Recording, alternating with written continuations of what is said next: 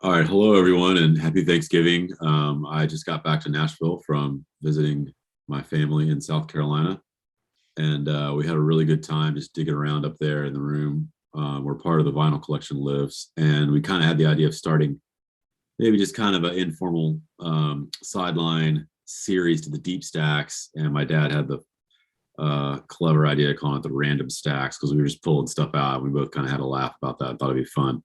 So we captured some stuff, just hanging out and talking about music up there, and just enjoying kind of seeing what the next album would be. And anyway, so we're going to call that the Random Stacks, and I'm going to create some stuff and be posting it under that name. But we also just wanted to wish everyone a happy Thanksgiving and thank everyone that's been watching and getting back to us and commenting and liking and subscribing. We've barely started. We've only done 15 of them.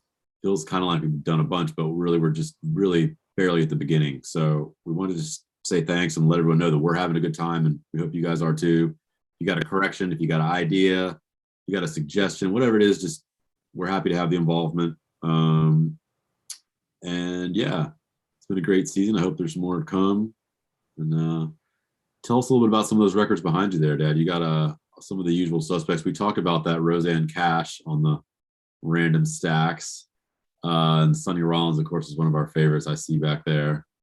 And then what's that other one behind his chick? That's another SONNY ROLLINS.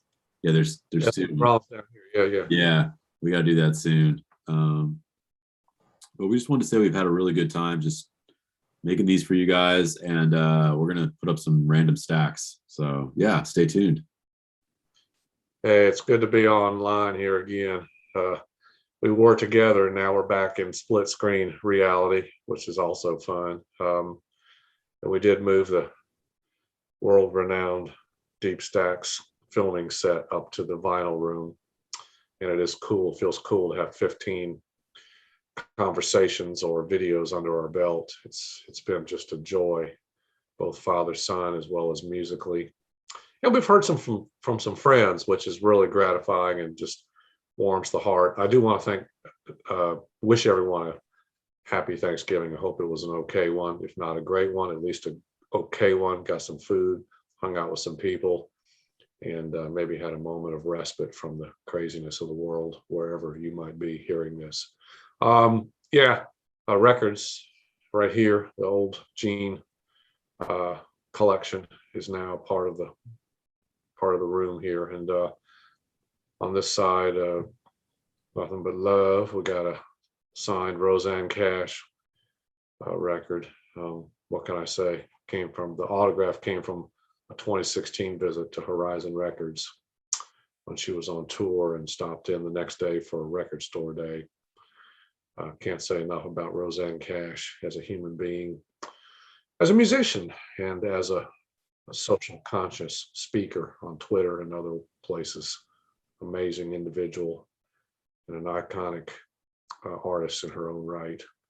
And SONNY ROLLINS on my other shoulder goes way back into the Gene history. Back when my first record store job at BJ Music, I think I snatched that record as a promo in 72.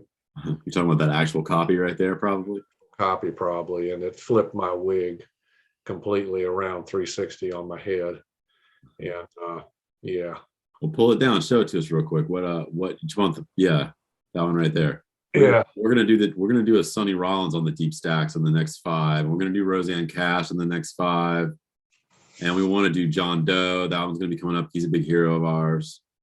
Tell us what's on the tell us what's on that SONNY ROLLINS record right there.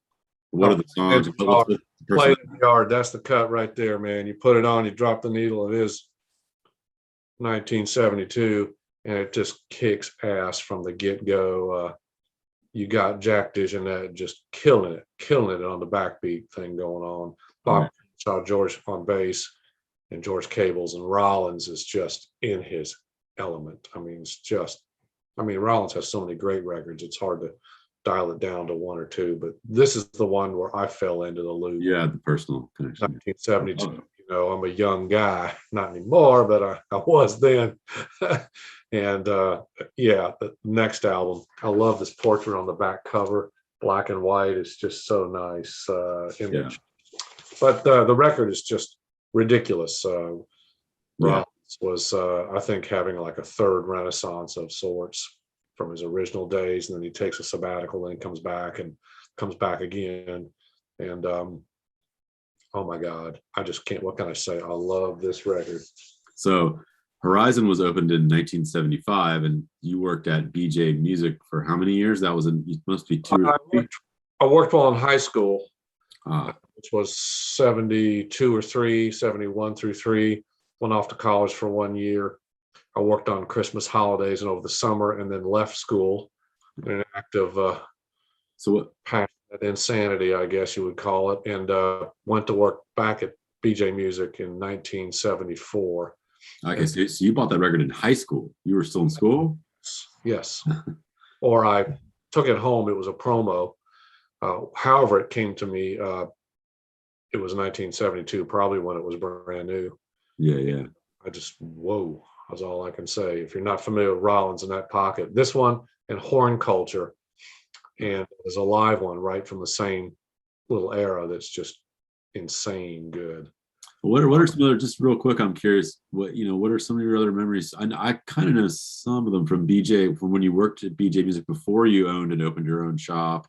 Right. What were some of your memories, or what were a few records that you really discovered there that you still remember or appreciate? Well, one of the main incidents that stands out is I was starting to discover Roland KIRK, RAHSAAN Roland KIRK, and some guys that were just a little bit older than me wandered into BJ Music. They were from Williamston, South Carolina, which is a dot on the map along Interstate 85 down south of town.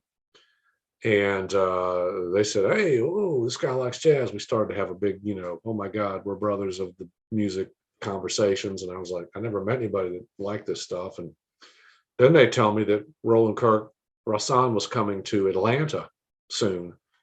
I said, whoa. I mean, I think I had my driver's license for 6 months at this point. I was in high school, and I said, yeah, come on down to Williamston. You can go with us. And I said, okay, yeah. So it was on. That was my first Atlanta road trip, I believe. And I borrowed my father's 66 Mustang, drove it to Williamston. I'm not even sure if I had a full nighttime license. I might have just had a permit. I don't even know.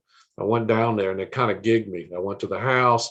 We were doing some pre-show preparations, you know what I mean? And they say, well, Billy's car is not working right now. And Curtis' sister or sister-in-law had to take his car. She's on second shift down at the mill. So why don't we just go in your car, Gene?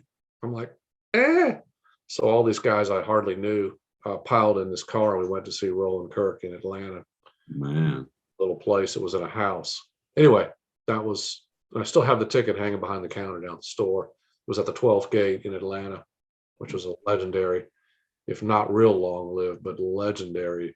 I saw Mose Allison there. Roland KIRK played there. I mean, tons of people like that played there. Wow. Anyway, that was Roland KIRK. BJ was just a mecca of two great cultures wandering in to get music. Complete frigging rednecks. Country music. Conway Twitty and Elvis were the godheads, and on the other side was the Black community would come in and get all the latest R&B. I'm talking James Brown, Aretha Franklin, all the gospel. We sold 45s. It was insanity. It's just complete.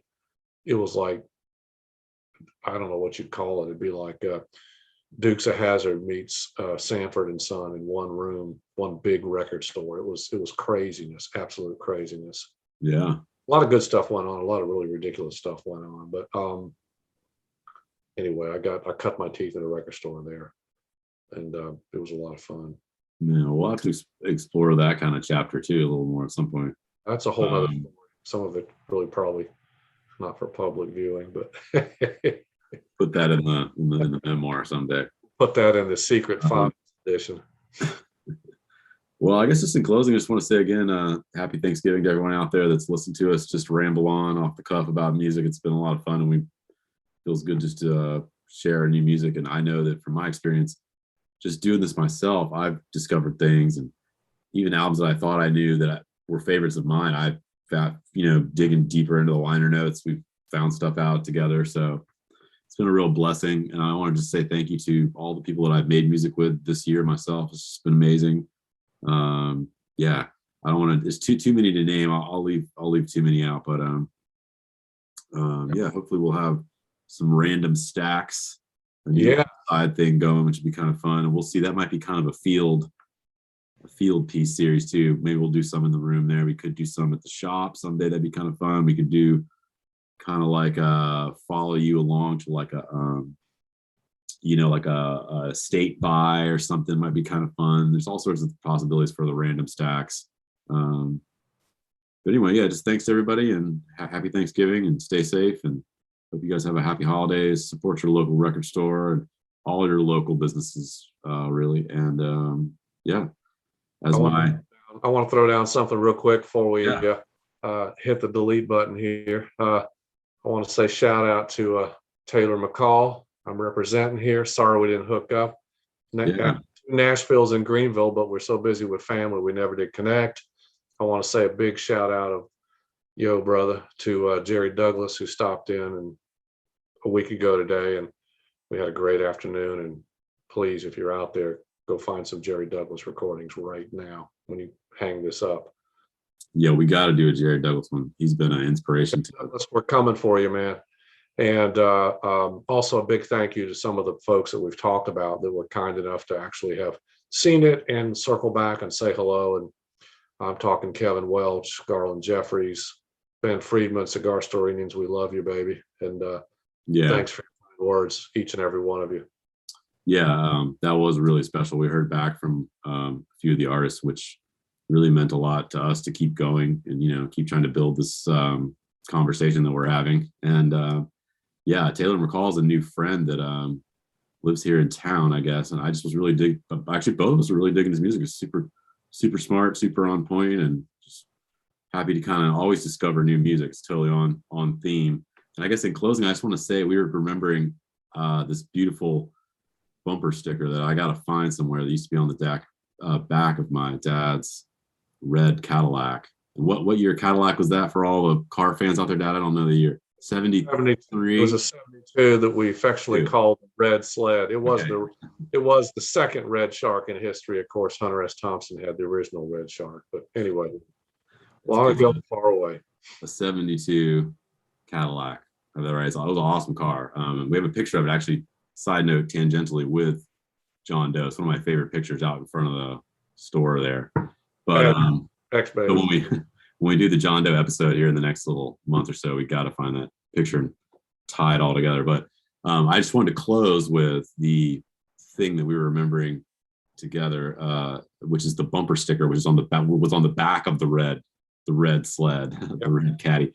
And it was just a bumper sticker that said, "Practice random acts of kindness and senseless acts of beauty." I have that right on. Amen. Yeah.